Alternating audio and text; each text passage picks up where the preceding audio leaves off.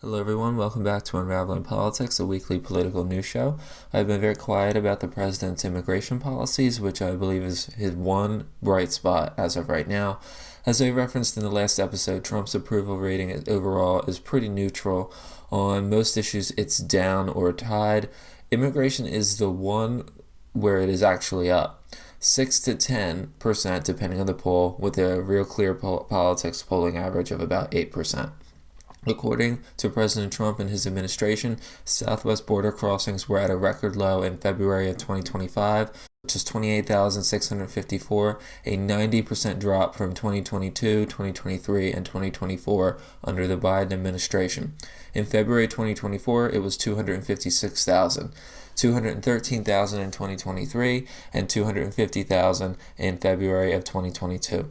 This, in my opinion, blows the whole point for that stupid bipartisan border bill that was proposed all the way back last spring, and that was even earlier than that.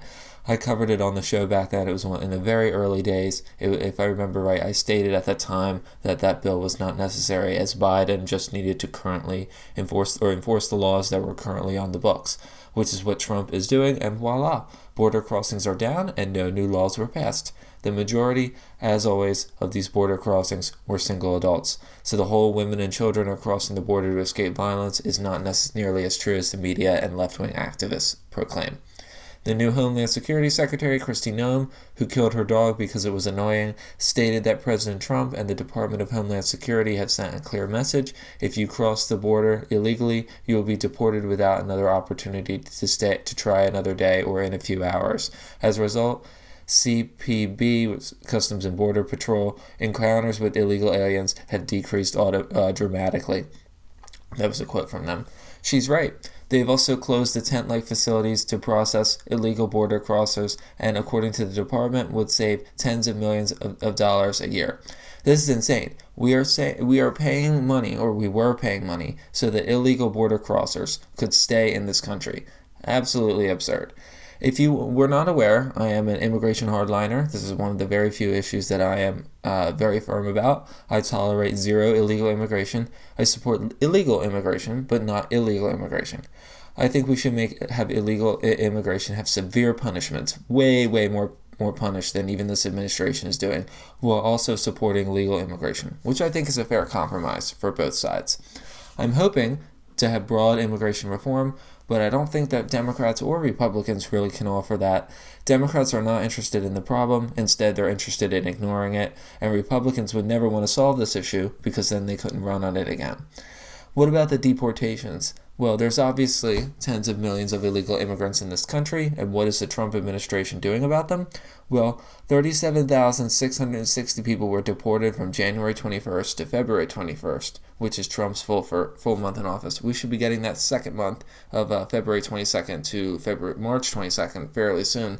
If not already. We haven't already by the time this podcast comes out. But those are the numbers that I have to work with. And this number is actually lower than the average under Biden, which was 57,000. Adjusting for how many people came in versus how many left, as many more came in under Biden, and you would naturally as you naturally patch the bleeding, there will be less and less of a need to deport more and more. But if the goal is about 1 million a year, then we are a long way away from that. We would need like 2.5 thousand a day. This is exactly what DHS is saying. Spokesperson Tricia McLaughlin stated that Biden-era numbers were artificially high because of higher levels of illegal immigration, and this is true. This is not a one-to-one comparison. And that being said, it is still lower than Biden, and Trump is still a long way off from his goal. Lastly, there has been a controversy about migrants that a judge ordered to be temporarily allowed to stay in the U.S., but the Trump administration claims these flights were already in the air and on their way to their destination. It was of the allegedly members of a gang, Tren de Aragua, and it seems that not all of them were actually members of Tren de Aragua, but as of right now, the information is still coming out. First, the Trump administration's these flights were already in the air and on their way to their destination. But first of all, how chaotic is that? And second, even if these flights were still outside U.S. airspace, they're still being American planes driven by Americans, and so they're still subject to American laws. So I would think they would just turn around, but and as sad as it is, bring these migrants back. No, they're not really even migrants; they're gang members. This act from the 1790s was one of the very first laws that we had on the books. It was passed during the John Adams administration. It's supposed to be used during wartime, which we are not. But the law also allows you to that allowed the president, to invoke it when he believes that there's a threat of invasion, and this gang group has in fact threatened to make incursions into U.S. territory, and they already have. The President Nayib Bukele, who I've talked about before, and he's a president in name only, who took 300 of these migrants at the cost of $6 million, wrote on social media, quote, "Oopsie, too late," end quote. I think it's fair to say he's not going to be sending them back. These people, they were obviously bad people, almost all of them, and as the Trump administration said, but this doesn't change the fact that they shouldn't have been deported, unfortunately. Not going to lie here, it's kind of hard for me to be outraged about this since they were gang members, at least allegedly.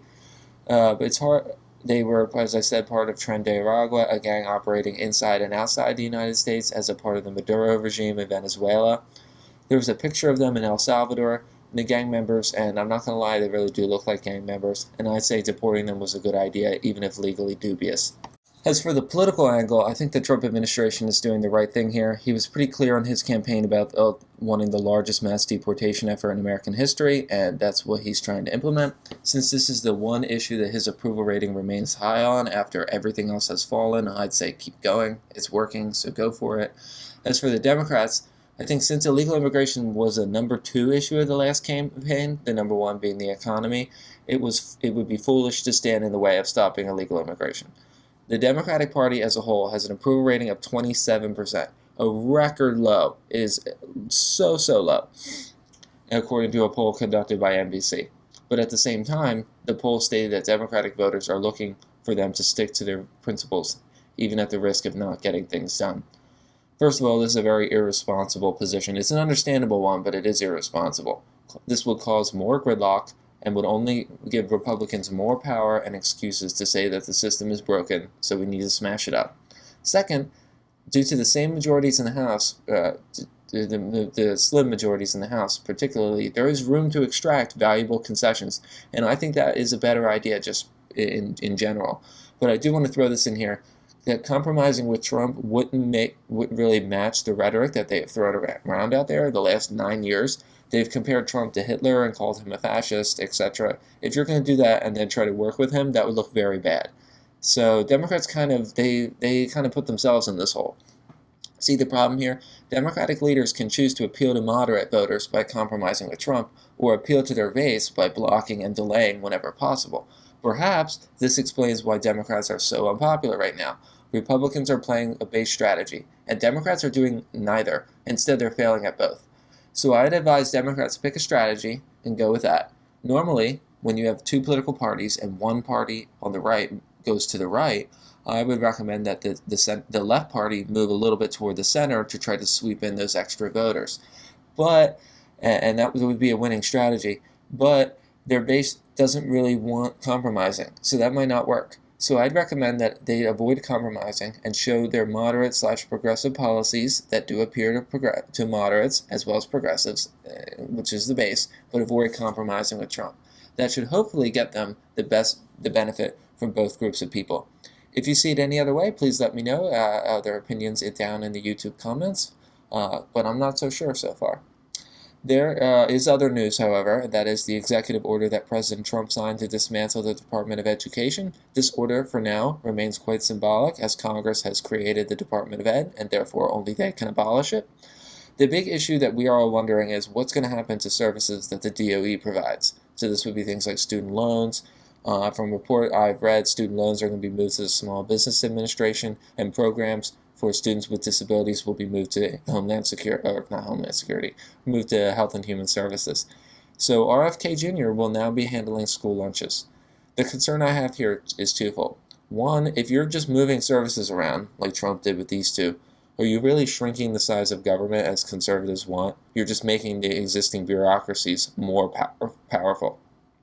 And secondly, the Small Business Administration got a 40% reduction in staff. How are they going to do more work with less with less employees. It doesn't make much sense to me. Maybe they could automate some of it, but we all know that automation is not perfect, and I can't imagine that they can do that overnight. And RFK will now be, in part, overseeing Department of People that serves disabled students through the IDEA, which is for students with disabilities. Anything, as for everything else, it seems like that's going to be dismantled. What's the political angle here? Well, this has been a dream of conservatives for decades, I think, possibly going back to Bush Jr. or even Reagan. I'm not really familiar with Reagan's policies about this, but I do know that this is definitely red meat for the base. This move is probably not going to attract swing voters. I am a swing voter, and this doesn't really make me like Trump more. It doesn't necessarily make me like him less, but I'm not necessarily impressed with this. I don't see how this is supposed to attract voters like myself. It might not repel them per se, but as one of my friends said, the makings of a bad midterm are all there. All the ingredients are there, it just needs to be put in the oven. The economy is heading into the toilet. We have rising inflation, high disapproval of the president. Republicans are divided. Trumponomics, which I'm terming right now, is clearly not working. And the only thing that Republicans' saving grace is that Democrats are deeply unpopular. And as I said earlier, it remains to be seen if voters will just automatically switch to the Democrats, or they will just stay home.